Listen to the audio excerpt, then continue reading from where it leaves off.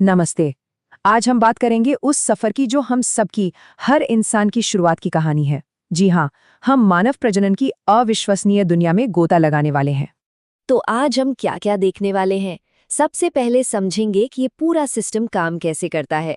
फिर बात करेंगे उस 28 दिनों के साइकिल की।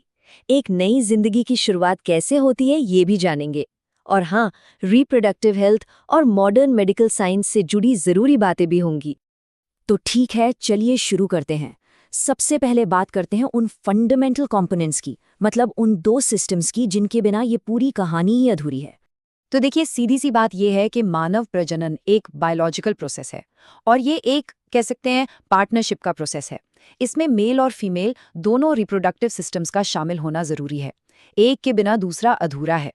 चलिए, सबसे पहले मेल रिप्रोडक्टिव सिस्टम को देखते हैं। इसे समझने का सबसे अच्छा तरीका है एक हाई टेक फैक्ट्री की तरह सोचना। इस फैक्ट्री का काम क्या है? स्पर्म बनाना और उन्हें सही सलामत डिलीवर करना। सारा प्रोडक्शन वृषण यानी टेस्टीज में होता है, जहां तापमान शरीर से थोड़ा कम रहना जरूरी है। और फिर एक पूरा पाथवे है जिसके जरिए स्पर्म ट्रैवल करता है। और अब बात करते हैं फीमेल रिप्रोडक्टिव सिस्टम की। ये सिर्फ एग्स यानी अंडाणु बनाने तक ही सीमित नहीं है, बल्कि ये पूरा एक इकोसिस्टम है। एक ऐसा माहौल तैयार करता है जहां एक नई जिंदगी पूरे 9 महीने तक पल बढ़ सकती है। सच में ये कुदरत का एक बेहतरीन डिजाइन है। अब यहाँ इन दोनों सिस्टम्स का फर्क साफ दिखता है, और ये भी कि ये एक दूसरे के लिए कितने जरूरी हैं। मेल सिस्टम समझिए एक मास प्रोडक्शन यूनिट है जो लगातार लाखों स्पर्म बनाती है। वहीं दूसरी तरफ फीमेल सिस्टम हर महीने सिर्फ एक एग रिलीज करती है और पूरी तैयारी करती है एक संभावित प्रेगनेंसी के लिए। एक क्वांटिटी पर फोकस करता है, दूसरा क्वालिटी और नर्चरिंग पर। कमाल का तालमेल है ना? तो ये तो हो गए सिस्टम्स। अब देखते हैं कि ये सब एक टाइमलाइन पर एक रिदम में कैसे काम करता है। मेल सिस्टम की बात करें तो वहाँ एक प्रोसेस है जिसे कहते हैं स्पर्मेटोजेनेसिस, मतलब स्पर्म बनने का प्रोसेस। और ये प्रोसेस नॉन स्टॉप है। हर दिन लाखों स्पर्म बनते हैं। ये प्यूबर्टी से शुरू होता है और लगभग पूरी जिंदगी चलता रहता है, एक असली प्रोडक्शन लाइन की तरह। लेकिन फीमेल सिस्टम में कहानी पूरी तरह से अलग है। यहाँ प्रोसेस है oogenesis, यानी एग का बनना। पर यह स्पर्म की तरह लगातार नहीं होता। सबसे हैरान करने वाली बात तो ये है कि एक महिला अपने सारे एग्स के साथ ही जन्म लेती है और पूरी रिप्रोडक्टिव लाइफ में उनमें से सिर्फ कुछ 100 ही मैच्योर होकर रिलीज होते हैं। बिल्कुल अलग टाइम स्केल है। और ये जो एग रिलीज होने का पूरा प्रोसेस है, ये एक बहुत ही सधे हुए साइकिल का हिस्सा है जिसे हम मेंस्ट्रुअल साइकिल या मासिक धर्म चक्र कहते हैं। ये करीब 28 दिन का एक हार्मोनल कैलेंडर है जो हर महीने बॉडी को एक संभावित प्रेगनेंसी के लिए तैयार करता है। इस पूरे 28 दिन के साइकिल में एक दिन सबसे ज्यादा खास होता है, लगभग 14वां दिन। इस दिन होता है ओव्यूलेशन। ये वो पल है जब ओवरी से एक मैच्योर एग रिलीज होता है और फर्टिलाइजेशन के लिए, एक नई जिंदगी की शुरुआत के लिए तैयार होता है। ठीक है, तो अब सारे पीसेज अपनी जगह पर हैं। स्पर्म तैयार है, एग रिलीज हो चुका है। अब हम उस मोमेंट पर आ गए हैं जहां से एक नई शुरुआत हो सकती है।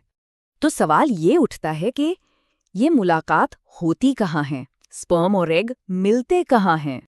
और इसका जवाब है फलोपियन ट्यूब। जी हाँ, इसी जगह पर होता है फर्टिलाइजेशन। लाखों स्पर्म्स की रेस में सिर्फ एक ही स्पर्म कामयाब होता है और एग के साथ फ्यूज होके बनाता है जाइगोट, यानी जीवन की सबसे पहली कोशिका।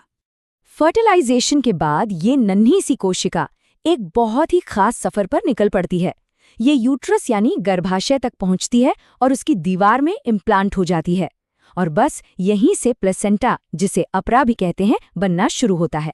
सोचिए, ये प्लेसेंटा अगले 9 महीनों के लिए बच्चे का लाइफ सपोर्ट सिस्टम है। खाना, ऑक्सीजन, वेस्ट रिमूवल, सब कुछ इसी के जरिए होता है। और बस यहीं से शुरू होता है वो 9 महीने का खूबसूरत सफर, लगभग 280 दिनों का। और इस सफर का अंत होता है बच्चे के जन्म से, एक पल जो एक पूरी नई जिंदगी की शुरुआत का ऐलान करता है। तो ये तो हुई बायोलॉजी की बात, लेकिन इसे समझना एक पहलू है और इसे मैनेज करना वो दूसरा। और यहीं पर बात आती है रिप्रोडक्टिव हेल्थ की, जो कि एक बहुत ही जरूरी टॉपिक है। देखिए, रिप्रोडक्टिव हेल्थ का एक बहुत बड़ा हिस्सा है चॉइस, यानी विकल्प का होना।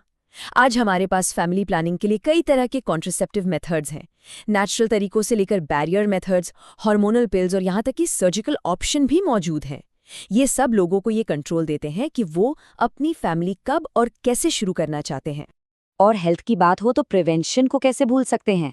सेक्सुअली ट्रांसमिटेड डिजीजेज यानी एसटीडीज के बारे में जानना और सेफ सेक्स प्रैक्टिस करना, जैसे कि कंडोम का इस्तेमाल, ये सिर्फ एक अच्छी आदत नहीं बल्कि अपनी और अपने पार्टनर की सेहत के लिए बेहद जरूरी है। लेकिन क्या हो जब ये नेचुरल प्रोसेस उतना सीधा साधा न हो, जब इसमें कुछ मुश्किलें आएं? कई बार नेचुरल तरीके से कंसीव करने में दिक्कतें आती हैं। इनफर्टिलिटी या बांझपन एक मेडिकल कंडीशन है जिसके कई कारण हो सकते हैं, जैसे लो स्पर्म काउंट या ब्लॉक्ड फैलोपियन ट्यूब्स। ये समझना जरूरी है कि ये किसी की गलती नहीं है, और अच्छी बात यह है कि आज इसके लिए मेडिकल हेल्प मौजूद है। और यहीं पर मॉडर्न साइंस एक उम्मीद बनकर सामने आता है। असिस्टेड रिप्रोडक्टिव टेक्नोलॉजीज यानी ART, जैसे कि IVF, जिसे आम भाषा में टेस्ट ट्यूब बेबी भी कहते हैं, आज उन लाखों लोगों के लिए पेरेंट बनने का सपना सच कर रही हैं जिन्हें कंसीव करने में परेशानी होती है। ये वाकई मेडिकल साइंस का एक कमाल है। तो ये सब हमें एक बहुत ही जरूरी बात पर वापस लाता है। वर्ल्ड हेल्थ ऑर्गेनाइजेशन की ये परिभाषा देखिए। रिप्रोडक्टिव हेल्थ का मतलब सिर्फ बीमारी का न होना नहीं है। इसका मतलब है फिजिकल, मेंटल और सोशल, हर तरह से वेलबींग, पूरी तरह से स्वस्थ होना। तो आखिर में हम एक सवाल के साथ इस चर्चा को खत्म करते हैं। बायोलॉजी से आगे बढ़कर आज की इस बदलती दुनिया में रिप्रोडक्टिव हेल्थ में कंप्लीट वेलबींग का असल मतलब क्या है? ये एक ऐसा सवाल है जिसका जवाब सिर्फ साइंस नहीं बल्कि हम सब मिलकर ढूंढेंगे।